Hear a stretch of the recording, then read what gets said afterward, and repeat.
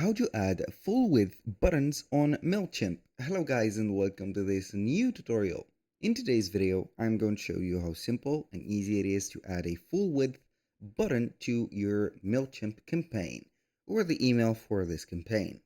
So we're going to head over Mailchimp.com, sign in for an account, and then we're going to head over our campaigns. So you can start by heading over the campaign, or you can go ahead and create a new campaign. It is going to be as much as you want. Now, we're going to see that we have, as you can see, these campaigns. We're going to head over the regular email. So you can go ahead and head over the landing page. Of course, it is going to be the same. So you can go ahead and edit the landing page. So let's see here, edit title and site icon. This is not it, but normally it is going to be the content like that. I'm going to cancel that. Edit the design. It is going to be the same thing for every campaign that you're going to create. You can go ahead and head over the left side of the screen, add a full width button just like that.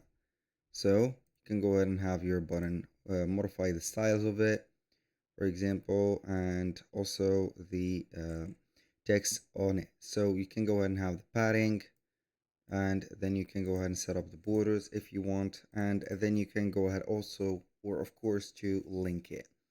That was, as you can see here, for the let's say the landing pages. These are going to be landing pages. Now I'm going to be back to the regular emails. Click on edit.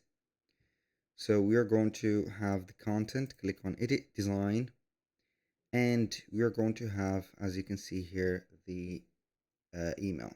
What we're going to do is to add the button like that, add it, click on the button itself. You can go and modify the style of it, for example, put it as round, bill, or whatever, and then you can go ahead and have the button colors, and also, or of course, the link for that button. So that was pretty much it for today's video. Thank you guys for watching. I hope that you have enjoyed the content, and I hope to see you soon on the next one.